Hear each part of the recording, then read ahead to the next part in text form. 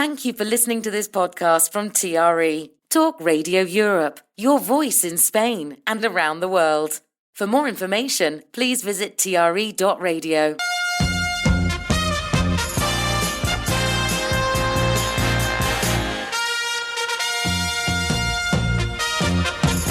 Great win for Derby County at the weekend. We're still in playoff contention. But good morning to Mark. Morning, Mark. How are you? I'm doing good. It's been a fantastic weekend of sport. Absolutely loved it, yeah. Not had a chance to see all of it, but it's been a great weekend of sport. Let's start off then with the Copa del Rey here in Spain, which is a bit like the FA Cup, I suppose, for Spain. How did it go? It was very exciting. I mean, we had probably something other than the usual with Real Sociedad and Atletico Madrid playing each other. Yeah. Although Atletico Madrid are no stranger to finals. But unfortunately, in finals like this, it often does come down to nerve. You know, we often look back at that Carabao Cup final versus Man City and Arsenal and who really wanted it, who went for it. And Sociedad, you know, they showed composure under pressure and eventually went out to a shootout. It ended 2-2. It was kind of a stride for stride kind of match where, you know, each team was like, whatever you can do, I can do better. And, you know, Real Sociedad had the nerve when it came down to penalties. Morero, their goalkeeper, was fantastic as well. It played a massive part, and it's another final that has left Atletico Madrid's grasp, and that's no doubt always in their mind. But I dare say they probably have bigger fish to fry with the Champions League. I bet they're putting all their money on that competition right now. But no, it was a great final that ended in penalties, and Sociedad lifted it. Yeah, absolutely fabulous. So well done, Real Sociedad, and San Sebastian will be celebrating, that's for sure. Okay, so even my wife was interested in the Manchester City match back in the UK, and City did it. It's just throwing the cat amongst the pigeons in the old title race, and it's making it very interesting. And for me, Mark, I watched it, and I say my wife doesn't normally watch football, but she was getting into it because I was telling her much of an important match it was in the grand scheme of things. And it was, for me, a great publicity for the Premier League. It was elite football at its best. I just loved watching it. Yeah, I mean, it kind of reminds me of the conversations we often have about other leagues and the title Farmers League, and that's often come up with the Premier League about how, you know, it's only usually one team that wins it, and you know, you could say the same about PSG, say the same over in Portugal and Spain even, but clashes like this still prove that it's very entertaining, and there's nothing in the football medium. I recently heard the Napoli owner talking about how football matches need to be now 50 minutes, like 25 minutes a half, and we need to have more goals, and we need to like award no points for some stuff like that. And I just think conversations like that are ridiculous, because football can just give you these storylines that bring so many people into it, and a massive clash like this, which is no doubt going to decide the title, are just phenomenal for the game. What this leaves us with is Man City go to Burnley, which you have to feel that they are gonna win that. Although Burnley have sprung a few surprises this year, but I definitely feel City have the favour in that match. And what that'll do is I'll put them top on goal difference. Then Arsenal play 2 games back to back, so they could theoretically go 6 points clear again. But no, it's very interesting. You know, we're not trying to say that now this means City are going to win the title, but it certainly put a lot of pressure on Arsenal now to win every game. They have to feel that they need to win every game. Because, that word Roy Keane mentioned yesterday, momentum, is with City. Yeah. And it certainly is in City's favour now, unfortunately. But listen, you know, anything could happen. I mean, City have let themselves down a number of points through the year as well. You know, they've also lost big matches. They have, I think, about 7 draws as well. So, but you look at what City have done actually, and you know, in November time, nobody would have said that City. I think in Pep Guardiola said, but I know it's mind games, would say, look, the title race is over. But nobody would have thought that it would be in this position. You know, Arsenal were absolutely strolling away with it, running away with it even. But City their players have just come through, haven't they? I mean, they bought well in January. You got Cherki, who's just doing so well. Doku's just amazing all over the place. Of course, Bernardo Silva, he'll be finishing in the summer, had a great match yesterday. And of course, Ireland scoring again. And then you've got, that's without you mentioned Nico O'Reilly. It's just a plethora of great players right now that are doing well. It's a stacked lineup, and Bernardo Silva really, we talk about him kind of aging up and leaving City at the end of this year, but honestly, you wouldn't be able to tell that he wasn't a 25-year-old prospect or something from yesterday's match. He was just all over the pitch, and it does help that City in the transfer window in January pretty much bought the two best players in the league.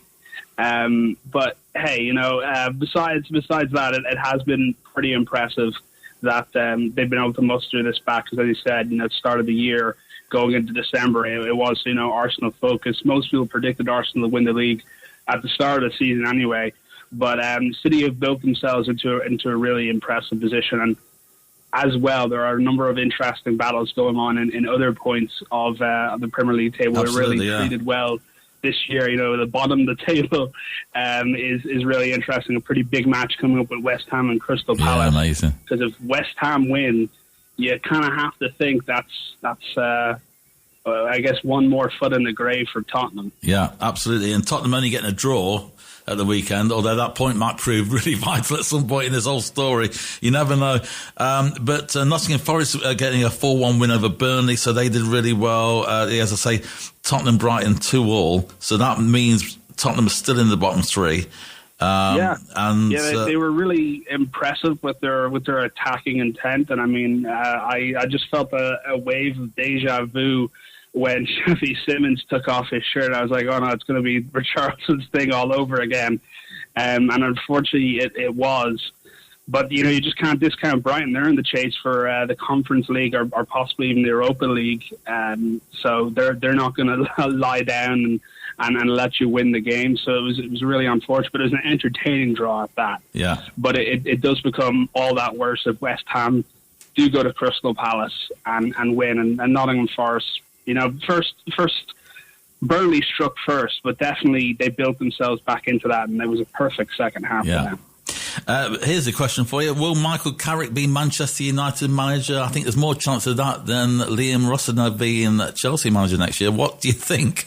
1-0, Chelsea are just struggling really big time right now, and United are, cemented, not cemented a top four, but are cementing a top four if they carry on at this rate. Yeah, it kind of felt like a match where Chelsea lost it more than Man United won it. Yeah. Just because they really lacked any threat. It was kind of sad to see Garnacho being even booed by his own fans. I know. You don't want to see that for a kid, even if he did leave, rivals for his team for rivals. But it was a disciplined and organised performance. United got the goal and they were able to keep on the lead. I don't think Michael Carrick is going to be manager next season for a number of reasons. I think probably the vision, if you can put that vague word up there that the fans are looking for, that the board are looking for, isn't there. But I definitely think he's done his job to the best of his ability. I can definitely see him getting a job in the Championship, a good job in the Championship after this, because he came in, he had to steady a pretty wobbly ship, and he did that. He gave the players belief, and now they're third place, just above Aston Villa on goal difference, 3 points above Liverpool. He's definitely done his job. I don't know if he's the answer, as if I think.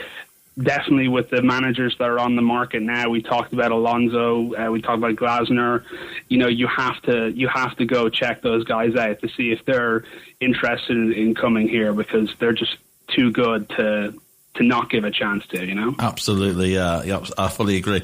Let's talk Liverpool then. They got was it 100th minute goal by Van Dijk, so got them out of trouble really. They're not out of the woods. They're not setting anybody on alight, are they? But Everton, I mean, it was a Liverpool derby, so it could have gone anyway. And Everton are having a great season as well. Yeah, they're having a really good season. I mean, they're another team. Once again, we talked about Brentford, Bournemouth, Brighton. Sunderland and Everton are right there, and even Fulham in some regards. All those teams are within 2 to 3 points of each other, so they're all, vying for that Europa and Conference League place. And Everton did not make it easy for Liverpool at all. It was great to see such a competitive match between those two, because in the last few years it just hasn't been that way, and hopefully many more years of those kind of clashes to come. But definitely, I think it gives people a lot of hope for when Man City go to Everton, because people are like, that's going to be a big clash, because Everton haven't really made it easy for any team this season. They've been a surprise of sorts. I don't think anyone ever saw them to be sitting 10th with 47 points, vying for Europa League place. A lot of people thought they'd be one of the teams in the relegation battle. So it's been a nice surprise, and it doesn't always work out when you bring a manager from your past in there. Sometimes it's more nostalgia than anything else, but they definitely have the guts to go on and get that Europa League place. Okay, and I must mention as well, Tommy's message in, and he says, Villa won, Dave. Yeah, Aston Villa had a great win against Sunderland, so well done. They are seemingly back in winning ways. Let's talk about Women's Six Nations. We can't get through all the football, guys. Sorry, we haven't got time, but Rugby Women's Six Nations Round 2 review. What's going on, Mark? We've got about 3 minutes on this, mate, please. Yeah, well, I suppose we'll start off on what we have the least to say, which is the Wales-France game. France were just too strong. I mean, they're definitely right after England, I think, the favourites of this competition. I'd call them the litmus test. I mean, scoring against Italy or even their match last week against Scotland. I mean, that was a really entertaining match. But France is the team that you go to if you want to test how strong your team is. France were just a little bit too strong and ended 38-7. It was still an entertaining match, but I think Wales struggled to contain France's attacking phases. They're just a really powerful team. Then moving on to Ireland and their match against Italy in the Dexcom Stadium in front of a record crowd of over 9,000. That was a crowning moment for the women's game in Ireland, and that record's going to be broken again later on when they play in Dublin again. So it was a big statement win for Ireland. Obviously, they had a pretty disappointing performance against England last week with a Twickenham loss, certainly more dignified than their previous losses in the last few years. England have certainly shown them how to play rugby down the years, but it was a really strong attacking display from Ireland. It ended 57-20. Italy got a few tries back in the second half, but it was an impressive performance, and I suppose Scott Beaumont would have been looking for a response, and that's definitely something he got in that game. And then the game everyone wants to know about, which was Scotland via England. I mean, Scotland had what I would call the game of the week against Wales last weekend. It was a really entertaining game. You felt it could have went either way. It was close as well. This was the exact opposite. We were watching this live, and it was in one way really entertaining and another way really disappointing, because England ended up winning 84-7. And, it reminds me... It was a bit of a close call, then. It was a close call. It reminded me of those World Cup matches where you'd see Romania versus New Zealand, and New Zealand would put 130 points on them. It's like, oh, my God, stop. But England didn't stop. It was a demolition. It really felt... It showed the levels that are in this competition of how far it's come the last few years, but there is still that, massive jump.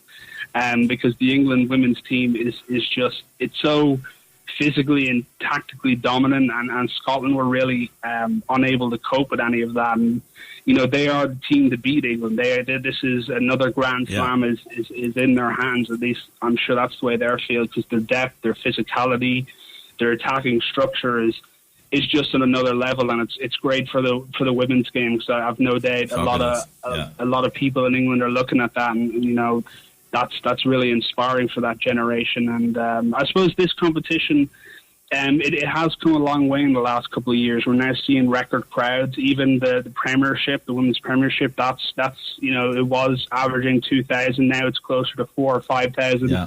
So the numbers are really promising. But definitely, in the next couple of years, we hope for more more competitive matches and to Scotland to come kind of pick up their hats and dust them off and come back stronger. And while we're talking about women's sports, I must give a mention as well to the England women's football team who beat Spain on Tuesday at Wembley as well, and the great turnout that was as well. Mark, thank you. Unfortunately, we are out of time as always, but thank you, Mark. You've been listening to a TRE production. If you've enjoyed this programme, there'll be another episode waiting for you next week, right here on this platform, where you can also access our extensive back catalogue of shows and interviews. For more information on our live programming, social media channels and apps, and how to contact Talk Radio Europe, please visit TRE.radio.